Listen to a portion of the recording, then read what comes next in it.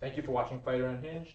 Today we're here in Arcadia, California, and I'm joined by Orion and Lewis, and they're fighting out of Lost Boys MMA and also Team Alpha Male. All right. Over in Sacramento. Awesome. So they're both currently holding undefeated professional records of 4-0, and they're just coming off recent, very impressive performances at the URCC event at Rumble in the Bay. They both had great finishes, and we're really excited to be meeting with them today. So let's start off with, for Lewis, how long have you been training at this gym? I've been training at this gym for about 4.5 to 5 years. I think coming up to 5 years now. Okay. And this is where you started? I started before, but I got into the amateur circuit. I started as a pro here though. Okay. It was like my first real time getting into jiu-jitsu and all that stuff. So. Cool. Awesome. And how about yourself, Ryan? What's your background? Well, I first started training here about 5 years ago. He followed suit shortly, and then about a year and a half, 2 years ago now, he made a move down to Sacramento. Okay. Yeah. And Lewis, do you see yourself eventually joining your brother out there? Or? I do. Things are going pretty good right here. I have a family and whatnot. I have a son, so things are a little bit different for me. I do eventually plan on making it down there, but things are going good right now. I mean, I've gone down there a couple times to train with him, and things are going good here. So for sure. Awesome. Now I know from watching you guys' fights, both of you guys are very well-rounded. You know, all-around striking, power in both hands. Like, you guys had amazing wrestling technique and jiu-jitsu. Now, like, where would you guys credit developing all those skills? I'd have to say the work ethic, just from the way we were raised. I mean, every single time we'd go and do something, we had to make sure we work out. And so, like, you know, growing up in the woods, a lot of chores was cutting wood. Yeah. But that being said, our going swimming, hiking, all that stuff. Yeah. And so that just helped develop us at a younger age. But also, we started wrestling at a very young age, and then we got into boxing, kickboxing later on, and then we never really got into jiu-jitsu until we started training here at Lost Boys. Okay. But with that being said, we were able to take what we learned from wrestling and transfer it to our jiu-jitsu game really well, so it made it super easy. Okay. And then, were you guys competitive with each other growing up? Absolutely. Definitely. It just helped us get better. Yeah. So do you guys train with each other to prepare for fights, like, or in terms of sparring, or? We used to a lot more. Yeah. But ever since we moved down to Sacramento, I mean, it's been harder. Okay. We might be able to meet up once or twice through a camp and be able to train. Sure. But whenever we're together, honestly, even if it's not during a camp, we also go and train, wrestling stuff. Yeah. What was it, that last fight that he had? Well, we both had, because I took it on 10 days' notice.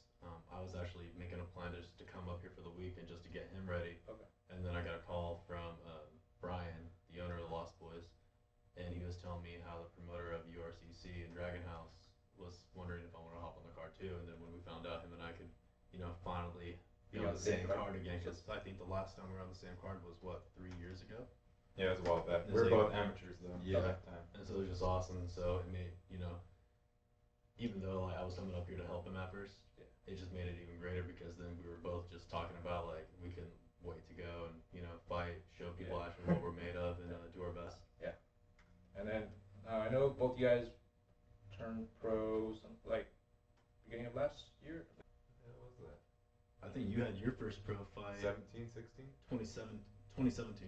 Okay. Because I had my first pro fight 2018. Okay. I had my first pro fight 2018, but him and I, we were trying to get pro fights back in late 2016, early 2017, and we just kept hitting people who either they would back out or they would say, we don't want to do this as a pro, like, we'll do this as an amateur. When you're training as an athlete, when you train, at that point you're like, fuck it, I just want to fight. Yeah, I mean, you're just taking fights wherever you can, right? Yeah. So, definitely.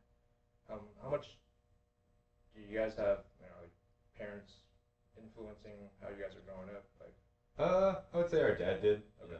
Parents weren't really there that much though. I mean, both foster care kids in high school. Mm-hmm. But even before that, they weren't really there a whole lot. My dad was in the beginning. He's the one that pushed us into wrestling and pretty much had that mentality of like training was life. Okay. So it's pretty cool on his part for doing that. And at the same time too, it kind of made it to where we were both better raised. I mean, in a sense, we were the kids that grew up with the whole entire, like, it takes a village to raise a child. And that's, you know, the way we were both able to do it. And so I like to believe that's how we were both able to stay disciplined and all that, push through adversity, and go from there. And you guys really, like, have each other to lean on too. So I Yeah. can see Yeah. how you guys are so bonded. Like, Yeah, it's crazy because most people they try to be like, oh man, my sibling annoys me. It's like, dude, like we annoy each other, but in a good way. Like Right. we're always having laughs, and even if we like do get in arguments, like you want to go get a pizza or something, so, or hey, you want to go train, and so I mean it's nice having your brother be your best friend. Yeah. So we've been close since day one. Yeah. And what's the age difference between you guys? 1 year, so 13 months, 13 days. Okay.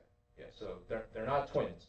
When I first saw them, I thought they were twins, but yeah, they're actually not twins. No, I'm sexy. So, Lewis, I wanted to talk about, for both of you guys, I want to talk about your last fights. Okay. You know, for Lewis, I remember you had a first round guillotine Yeah. choke, right? Tell me what was going through your mind, because I know you guys had a little bit of a scramble, and then you kind of had it up against the cage, and I saw you like cinching in the guillotine, and you know, commonly you would kind of pull guard or go to the ground and like lock it in, but you decided to lean it up against the cage and just kind of like hit it from a standing position. I'll be honest, I think halfway through that fight when I took him down, he kind of baited his head out there, and I seen that. Yeah. But he did it after I threw an elbow. I don't think it's going to show in the fight, but he started kind of throwing his neck out there. Then after I landed those two solid hammer fists right there on his ear, he kind of he shrimped out and he threw his head out there, and that's when I caught it. Yeah. But I wasn't really trying to even go for it at first. Okay. At first I was like trying to make him like in a bad position so I could capitalize off of it. But when I actually started going off it, I think I heard my coach or somebody say, he's tapping. And that's when I actually stood up and went all the way with it. Okay. 'Cause at first I didn't know if he was actually tapping or not. I didn't know. I was Right. trying to make him feel uncomfortable. I I wasn't gonna try to bring on arms or anything. Right. But I was in a perfect place to like put damage on him. Yeah. But as soon as I heard he's tapping, that's when I was like, okay, stand up with it. Yeah. Okay. Interesting. Yeah, because I kind of wanted to get that take from you because it just looked like reminded me of John Jones, Lyoto Machida when you just like when he locked it in, just standing, just kind of pulled it all the way up, and I was like, it looked like something you trained for, but I wasn't sure. So. Yeah. And then for Orion, like your fight was bananas. That was a real fun fight. Yeah, That was actually, was so much. Out of all my fights, that's still my favorite fight. Yeah, there was so much action. Something because you finished him in the third round by TKO, but in the first round you hit him with that one bomb. I think that was actually early in the second. So the first round, Second round. First round, I got a little sloppy. I was out there. I was just thinking too much. It was my first time fighting against somebody of his height and size, because he typically fights at 185, and I'm a 170 pounder. And so when I got the fight, it was at 180 catch weight, and I was already coming off a fight 2 weeks prior to that to a guy who was just an inch shorter, who fights at both weights. But I mean, when I went in there, I just remember the main thing I was getting ready for was his striking. I wasn't really worried about his wrestling or his jiu-jitsu. Sure. And even that being said, the one thing that impressed me a lot with him was his jiu-jitsu. Okay. It wasn't his striking, it wasn't his wrestling. Because I threw a knee and he swept it perfectly with a good Muay Thai sweep. And then I just got sloppy from there. But then, instead of thinking, hey, how do I get out of this, I just kept telling because I could hear his corner, and then I just shut down everything. So I always tell myself, if I'm not thinking, I'm doing good. Just in that first moment, I was just thinking too much, and then once I just shut off my thoughts, let my body react, it got better from there. I wouldn't say I turned the round around in a sense, because I truly feel like I lost that first round. Every time I see it, I've heard other people saying, "Oh, right, I think you took that first round." I went into that second round thinking I need to go knock this motherfucker out, and that's what we were talking about in the corner too. So I had my brother in my corner. Brian Wilson was in the corner, and then my homie Jay Pulliam was in the corner as well. Okay. And they were pretty much like, hey, let's keep this standing. He doesn't want to stand with you, because I started connecting with my strikes. And then that's early in the second round where I just dropped him with that overhand left. Did you think you had him finished at that point? Because I thought he was I out. truly believe I had him finished, and that's why I kept doing what I could. But kid had a lot of heart. He was tough.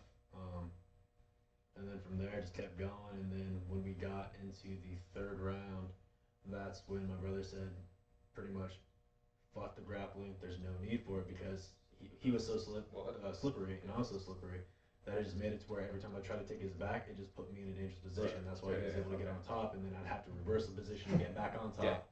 And so, there was I think there was a point in the match, in the third round, where I was in side control, and he said, fuck it, just stand him up. And so I went knee on belly, I believe it was, and then just kept hitting him. That way, he would, when he's getting up, he was forced to get against the cage, and I put him right against the corner, and so Lewis was able to trash talk him. What were you whispering to him? I was pretty much just telling him he was done. That's what I was just telling, speaking the truth though. I was speaking my mind. He didn't like getting hit. Yeah. I could tell right in his face when Orion hit him. He didn't like it.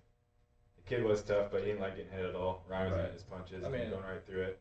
His arms were shot too. Yeah, they were straight shot. There's nothing left. I was just speaking the truth. I thought he was done.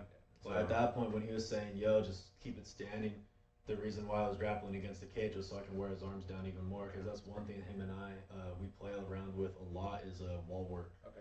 And so it just makes it to where, like, if you're wrestling out in the open, that's one thing. But if you're wrestling against like another platform, you're playing like three-dimensional chess at that point. So it gives it a little different outlook too, especially since if your body's strapped against the wall or a cage that you're practicing on, you're having to use your arms more, and so it makes it harder to use your hips and your legs. Whereas if you're out in the open, you can use your whole body to shuck off a shot or anything.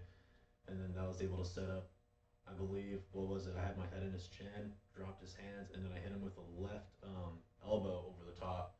That led to the end of the fight. But it was fun. It was a good fight. I enjoyed it.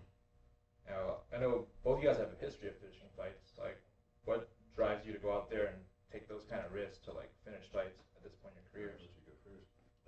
To me, it's not a risk. I go into every single fight with the same mindset. I'm there to kill the fucking dude. They're not my friend. Right.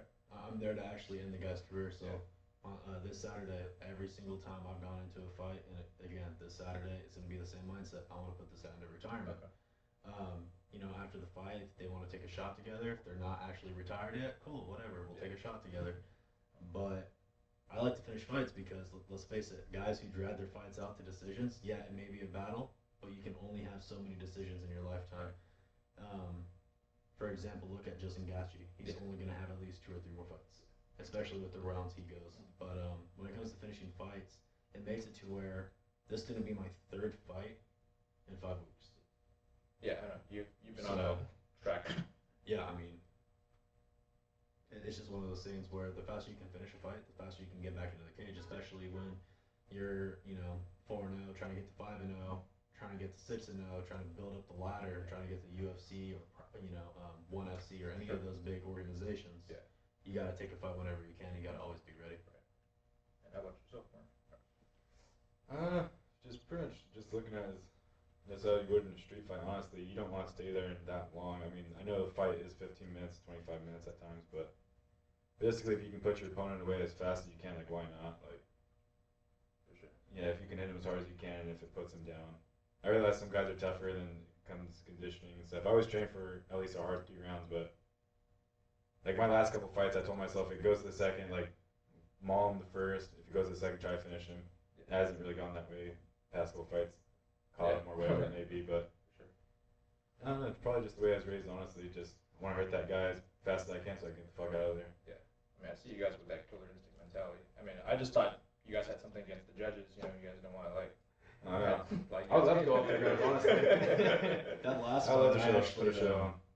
That last fight, I was telling myself right before the 3rd round started, I was like, even if I win this round, I can't trust these fucking judges because this is his area. He's from San Fran.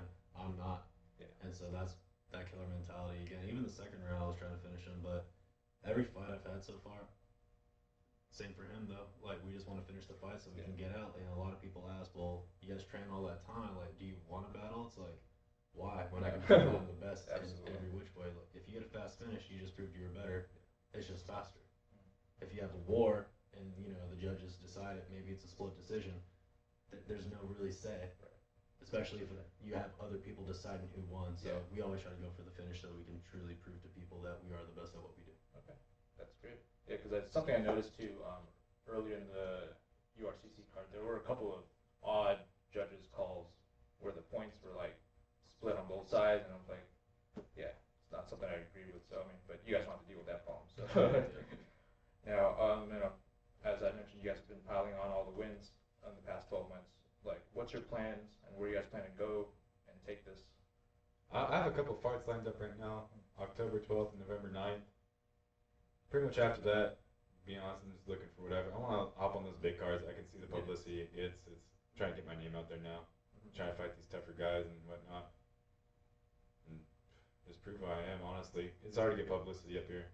No one knows who we are. Right. So I'm willing to fight those bigger guys and fight those bigger shows and fucking show what's up.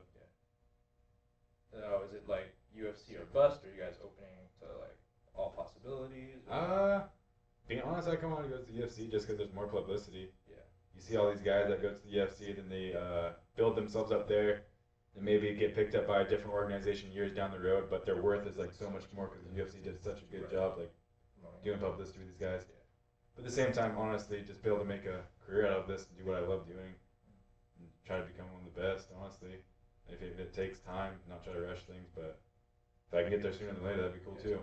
I mean, is the path in like the Dana White Contender Series, or like?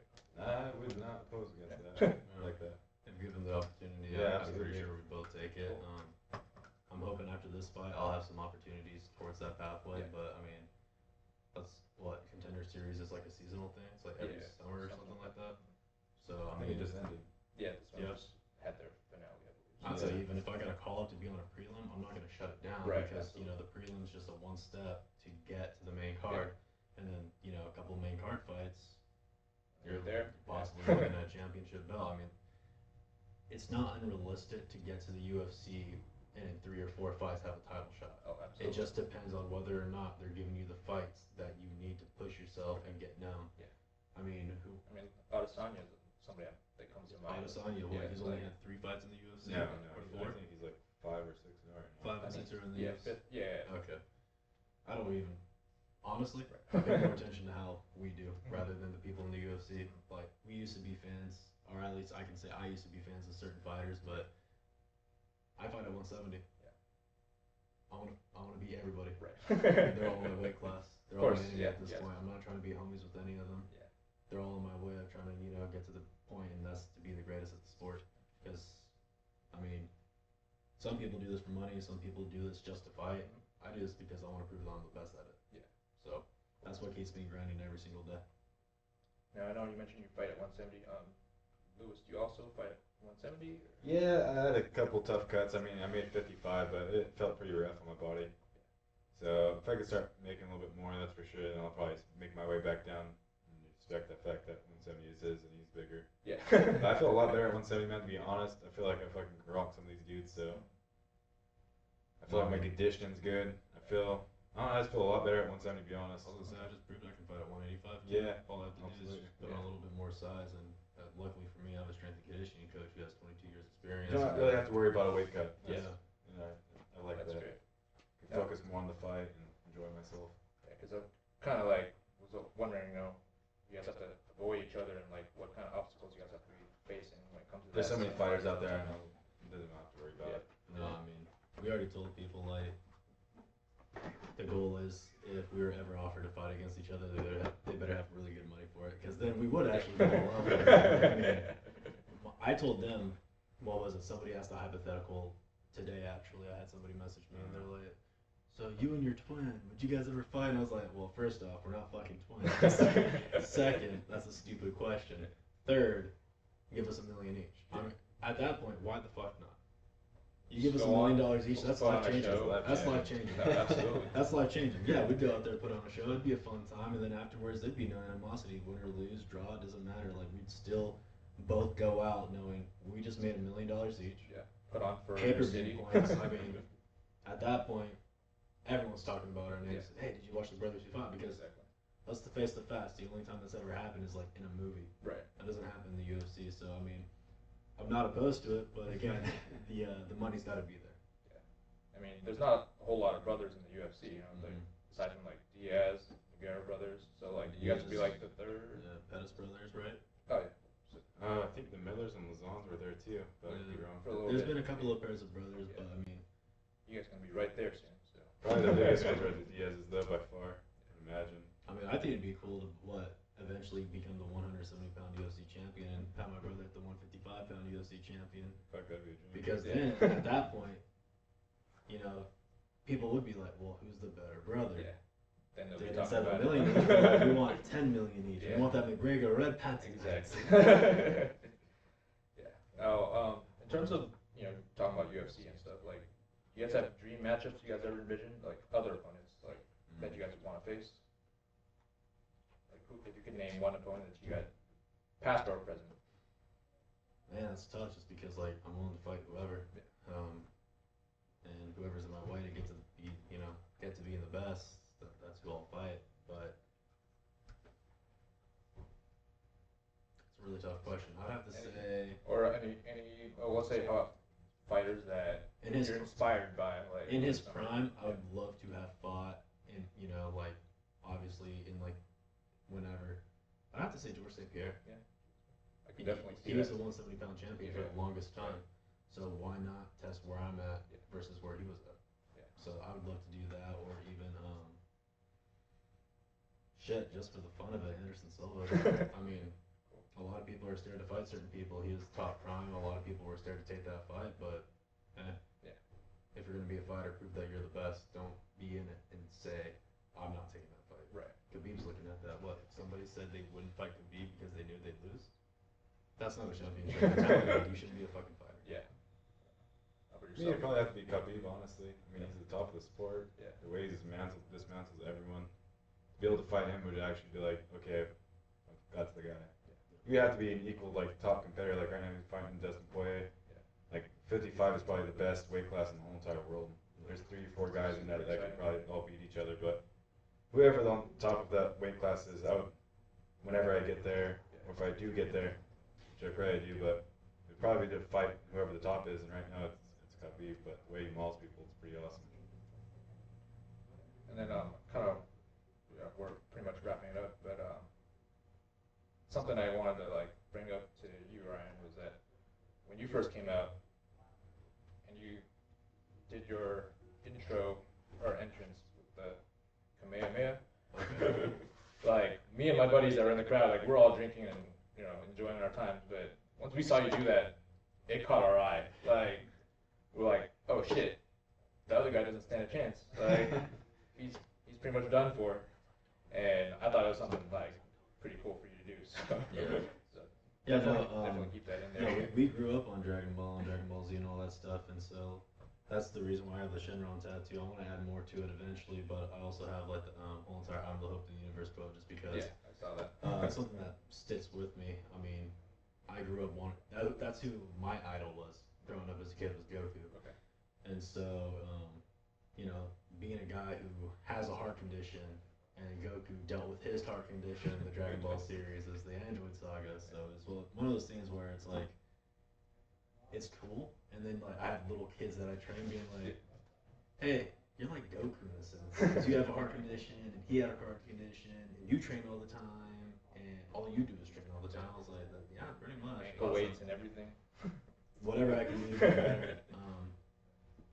It's really cool to hear that though. So I mean, I would love to fight in Japan though, just because I know it's huge anime culture over there, and that's something I'm really actually interested in. Is the anime culture. I love it a lot, and I love the whole entire sumo and samurai history that they have behind them. And so one of these days, I want to go and check out the Japanese cherry blossoms over. I believe it's in April. Yes. So you guys haven't been to Japan? Never, but I'm pretty sure. I know I want to. I highly Do recommend you want it. to? I highly recommend it. Just food there, the culture and everything like that. It's a whole different world. That's time to go. Yeah. I always go before cherry blossom because it's a little bit too crazy. People in Japan, they say they recommend going in October. In the fall, it's actually prettier, but it's like an unknown thing to the rest of the world because everybody goes in spring. So people recommend October. Okay. Yeah, but it's going to be a culture shock for you, but I highly recommend it. Like, yeah, I had some friends who have gone over there a couple of times, so you would fit just right in, especially with your tattoo. And I'm thinking, isn't like tattoos like if you have a dragon tattoo?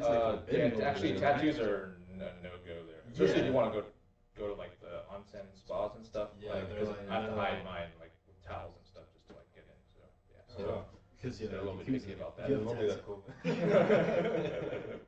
Tattoo laser removal. Fake skin. So do you have to fight over who's Goku, or do you have your own favorite Dragon Ball fighter? I'd probably have to be Goku too.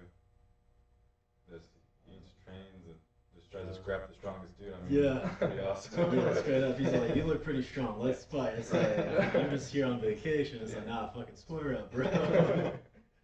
But I have to say Brawley too, though. It just depends on which variation you're talking about, like the old insane Brawley or like the newer Brawley. I mean, you know, one was just insane to be insane. The other was insane due to power. And now trying to learn to control it, but you know, we can geek out on that anytime. Right. Cool. Awesome. Yeah. Well, appreciate you guys' time. I mean, that's Awesome. pretty much all I Thank have. you so much. Yeah, thank you. Thank you so much, Lewis. If you guys want to give any shout outs or how the people that are watching can follow you, like, let them know. I'll let you go first. My Instagram is LewisCosce707. You can follow me on there. And then my Facebook would just be Lewis Cosce, and that's all I have. I don't write on Twitter or anything like that. But yeah, give me a follow. Shout out to my sponsors, MBD Trucking and B&BC Trucking. Also, shout out to Javier Rueda Chiropractic. He sponsors both Lewis and I, and so huge shout out to him. Look forward to seeing you on Saturday, bud. And then shout out to all the fans, family, and friends that supported us this whole entire time. You know, a lot of people try to say fighting's not a career, but now that we're here, it's like a lot of people are picking up on it. They support it, you know, and people will make that travel. So it's really nice. But also shout out to Lost Boys for taking me in a long time ago when they did. And so every time I come up, you know, I'm still family and friends with all the guys. I don't even consider them friends. I consider them family at this point. And then Alpha Mel and UFC Jim Rockland. Shout out to Bill Rochman, strength and conditioning coach, James Irvin, striking coach, and then all the guys that helped me out. And then Instagram is @GalaxyCosce, Twitter @GalaxyCosce, and then if you want to Venmo me some money, @GalaxyCosce. Yeah, Venmo him some money, guys. Support the fighter. Yeah, They're gonna make it support big. the cause. Yeah, get in on it early now. So awesome. Awesome. Thank you, Vic. Thank you guys so much for watching. If you guys enjoyed the content, please give it a thumbs up. Leave a comment down below supporting Orion and Lewis or supporting my channel, and be sure to please subscribe. You don't want to miss out on some of the exciting content I have coming up, including some UFC pay-per-view recaps and interviews with future URCC fighters and champions. We're out here in beautiful Humboldt County saying peace out.